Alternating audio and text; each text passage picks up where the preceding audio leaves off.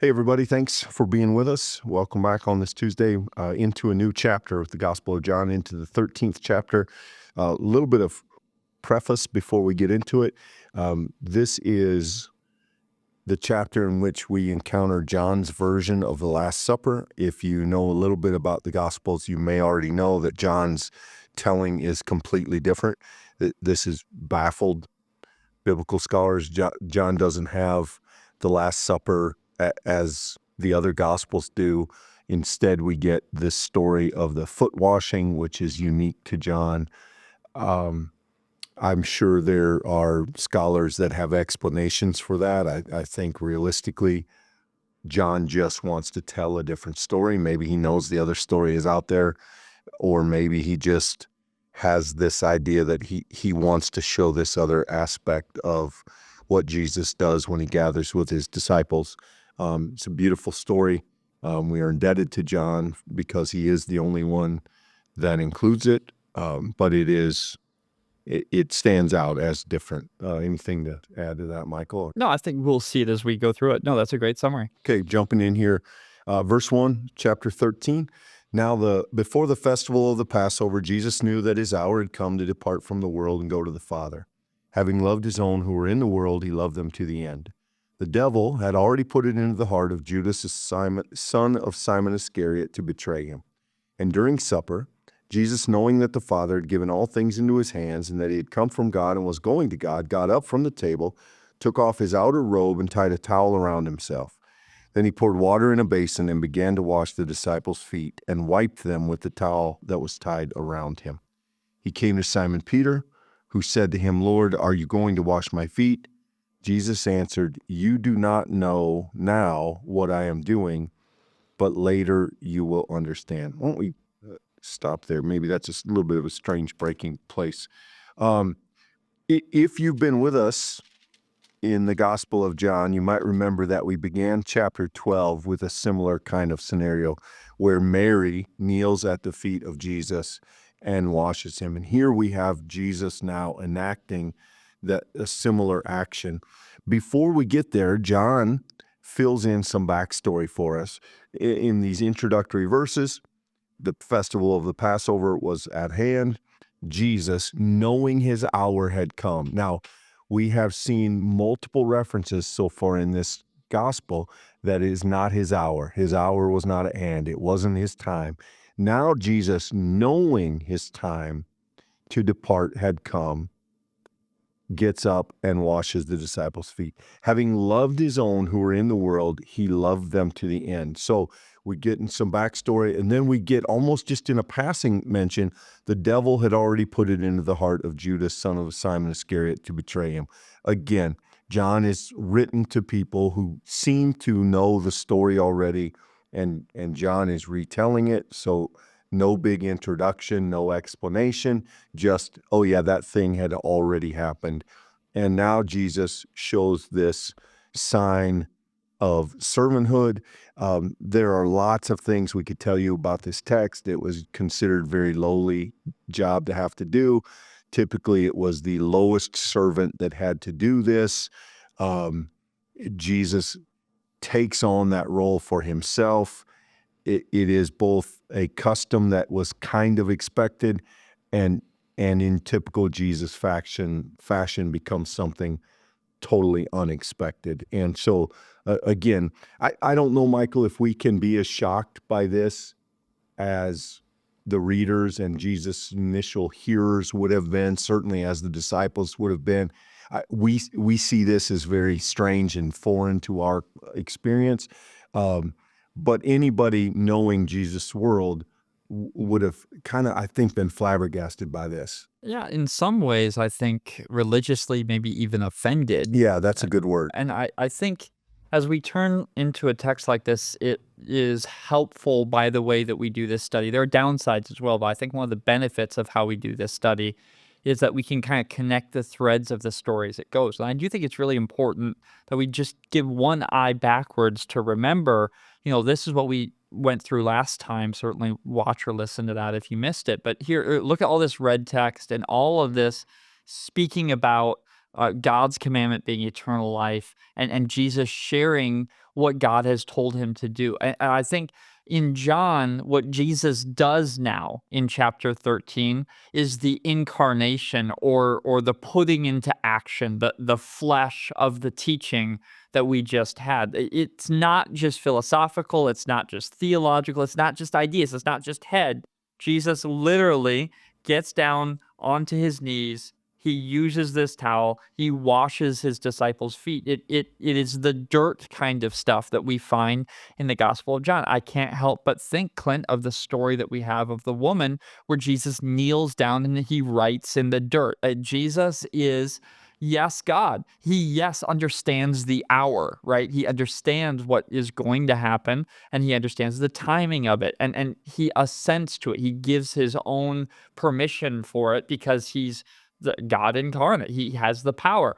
But yet in the Gospel of John, that does not mean that Jesus is not connected and earthly and have real meaningful relationship. He cries when he sees the pain and the mourning and the thought of Lazarus who died. In this moment, Jesus gets down onto his knees and he does the dirtiest, muckiest job that could be done by a household servant. And that has significant meaning as we come to interpret the kind of power, the kind of eternal plan, the entire teaching that we were just talking about. This gives us a litmus test of what that power looks like when it's being lived out in the world. Jesus is actively teaching his disciples, this is what I've come to do. He gives us the teaching. Now, today, he shows us what it looks like to do what he came to do. When he says to lower yourself, he doesn't mean metaphorically, he means to take upon yourself the task of service, even the one that is not pursued by other people, not the one sought after. No, you literally go and you put yourself in the dirtiest, muckiest place that you can be. And ultimately, as what's going to happen in all of John's texts, Clint, there's going to be misunderstanding, which will lead to more misunderstanding, which will encapsulate truth in a meaningful way that John invites us into exploring. Yeah, they are shocked, and I think that word offended is accurate, Michael. And let's continue here because I think we see it easily in the response from Peter. Peter said to him, "You will never wash my feet." Jesus answered, "Unless I wash them, you have no share with me." Simon Peter said to him, "Then Lord, not only my feet, but my hands and my head also." Jesus said to him, "One who has bathed does not need to wash except for the feet, but he is entirely clean, and you are clean, though not all of you." For he knew who was to betray him, and for this reason he said, "Not all of you are clean." So again, pause there. And this is twofold. This is partly the way that John likes telling stories, and this is an example of how Peter, generally the poster child among the disciples for getting it wrong, gets it wrong in this moment. You will never do this. I will never let you bow to me. I will never let you do this. What is Jesus saying? Then you're putting yourself above me. Then you can't, unless you let me do this, unless you understand what this means, you have no share with me. So Peter misunderstands again because he thinks it has something to do with the feet and the ceremonial cleansing, but that's not it at all. Jesus says, if you've bathed, you're already clean. This is a lesson for you, though not all of you are clean. And I think if there's a thing that amazes me about this text, Michael, in John, it's that we forget that Jesus washed Judas's feet after Judas's path was set. I think sometimes we separate those things, but John makes it very clear to tell us Judas was already planning to do what he does, and Jesus already knew that it was going to be done. Yep. And yet, he kneels before his own betrayer and washes his feet. And if you need a spiritual understanding of the physical act that is taking place here, I don't know that there's a better one than that. Jesus serves all of the disciples. He humbles himself. He washes them, including the very one who's going to turn him in. And I think that's not only astounding. I think I like to think that John does that intentionally. The twists and turns in the Gospel of John, could be subject of conversation all day long. And we've said this numerous times in our conversations that one should be careful, certainly when you're talking about things that are not in the Gospel. But I can't help for just a moment. So we're warning that, there's just a little bit of a prodding of the text here. But isn't it really interesting that in verse 9, Simon Peter's response to Jesus, I think, is just classic. Lord, not my feet only, but also my hands and my head. And I think you're right, Clint, to say that Peter's often the poster child for getting it wrong because he not only misunderstands Jesus, but he doubles down on it being about him. Notice the response that Peter gives is not, oh, then let me take the towel, Jesus. Let me wash the disciples' feet with you. Let me get down on the ground. But no, at that point, Peter's like, all right, I'm all in. Yeah, let's make it about me. And and there's a fascinating contrast, and I think a surprising contrast, Clint, because ostensibly this book is given to the earliest generation of Christians to help them know who Jesus is, what Jesus' call to the first disciples were, and therefore what Jesus' call to the earliest church was to be followers. And what's striking is how comfortable all of the gospels are, but also the Gospel of John, and this is a great example of it, really using the first disciples as an illustration of getting it wrong. And that's a surprising thing. You would expect that some of those early documents, Peter's that earliest generation of leadership. There's going to be a lot of honor and respect in that in the early church. And the stories that we have of him encountering Jesus are ones in which he often is getting it wrong. Now, he's also a man of great faith. He's wise. He grows into the position that Jesus gives him, and he becomes a winsome and even a very inspiring figure. So to take nothing from him, I just think it is really interesting that part of the story is that he still is fixated on himself, that he has the revelation of God washing his feet, and he's moved and offended by it, but then he's moved and offended in the wrong direction once Jesus starts giving the explanation. There's just something rich and I think engaging about that, because that's the temptation we're going to have when we read the scripture, is we're going to see this revelation ourselves, and we too are going to be tempted to, like Peter, once again, make it about us, double down about what it means about us, and miss what it's trying to tell us about the center of the character, who is Jesus Christ. At the risk of slowing us down even further, this is one of those texts, Michael, that I think it functions really in two great ways. As a biblical text, it's interesting. It raises lots of great questions. Why don't we have this in other gospels? What's going on here? I mean, there's lots of interesting Bible questions you can ask about this text and the language and the customs and et cetera, et cetera. But when it comes to also functioning at the level of discipleship, this is a great preaching, teaching text, right? Of all the people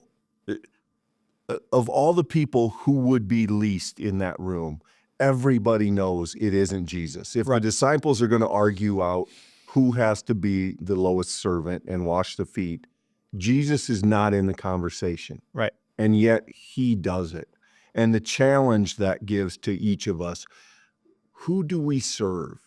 And in what ways do we get up and take off our robe and fill up our bucket and wash, serve our neighbor? In what ways are we willing to lower ourselves in the name of Christ to serve others and to lower ourselves? Not, so much of the world is about moving up. And here Jesus teaches what it looks like to humbly move down and to be a servant. And that's such a challenging passage. It's such a beautiful picture of discipleship. Yes, the bread and cup, the passing, the traditional Last Supper text also has something to say to us, but this is just such a compelling story that I think, um, even though people don't always know that it's only in John, I think people know this story. Yeah. It's memorable, it's challenging, Mhm. it's interesting. This is a great text. It is a story, Clint, that plays really well into John's intention of teaching, because the red text that's going to come here next, as we get to it, is the kind of stuff that really keeps you from being able to stray too far from the point. Right? When Jesus does this act, it really could be interpreted in lots of different ways, right? It could be that, and we've, I think, circled around many of them. The idea of the scandal of even washing the feet of your betrayer, knowing it's going to be that person, or one of your chief disciples kind of being a knucklehead, never understanding exactly what you're teaching and making about himself. I mean, there's a lot of messiness in this text, and yet there's a very clear, resonant point that Jesus is demonstrating what the way of God is in the world as he reveals it. It's radically different. And I can't help but be calling to mind the jars, the purification jars used to turn the water into wine that we had at the beginning of the story, another image of water, and then washing. And I think we have in that also, that just the image that we have so often, that throughout the Gospels, that the Jewish purification rites were a matter of rote ritual and order. Everyone knew to do them because it was not only polite, it was just part of the culture. But Jesus sees them in a radically different way. In fact, in light of his life and reality, he tries to help the disciples see how they've been all turned on their head, and that ultimately it becomes an opportunity for him to show them the extent to which God is going to be willing to go for the sake of their salvation.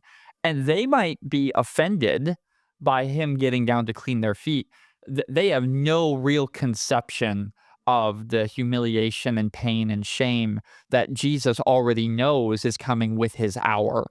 And it's just a very a poignant, I think, a very loaded story, and it's told by John in such a way that the whole thing is going to first get our attention, and then he's going to sort of hold our faces like a little child, trying to get it right up in your face. He's going to hold our faces, and he's going to say, "Now, this is what Jesus wants to teach you in this story." I think the last thing I would add just has to do with a word in the front of the story. Having loved his own, he loved them to the end. And I think John would be remiss if we didn't make the connection here between love and service as a way of serving those disciples, as an example to them, as a model to them of what it meant to be Jesus, to be their Savior. He does this thing, he did this out of love. That the connection of love and service, and again, which I think leaves us the very poignant question: how do we show love to those around us? Not just those who do good by us, not just those we trust and those we care about and agree with, but even the betrayer, even the wayward one, even the one we disagree with or dislike. How is it that we show them love by serving, by lowering ourselves and elevating them? And I think, again, it just leaves us with such a spiritual challenge of discipleship and practice. This is a very powerful story, very, This very powerful act. Your point about this being an important contribution in the Gospels, I think, can't be emphasized enough, because it reminds me of the fact that this is a difficult teaching throughout all of history. In fact, one of the core calls of the Reformation was that the church itself had got this wrong, and that the people of religious power were being put in position over others, that they were lording it over that. And that it's not just a Reformation. I mean, that happens throughout time as we're humans, and our human institutions get it wrong. And I just think there's some deep and meaningful calls to action here that remind us that just because it's hard doesn't mean that we get a pass to not wake up setting ourselves again to do it. That Jesus did this for his disciples, and we are not greater than the master, and that is a transition to what we're going to do tomorrow. So I sincerely hope you'll join us for that conversation, because some of the red letter stuff here really matters, and I think has a significant way of forming our imaginations. Yeah, glad you could be with us. Thanks for joining us. Hope you can be with us again as we continue through the rest of this text and the rest of the gospel. See you tomorrow.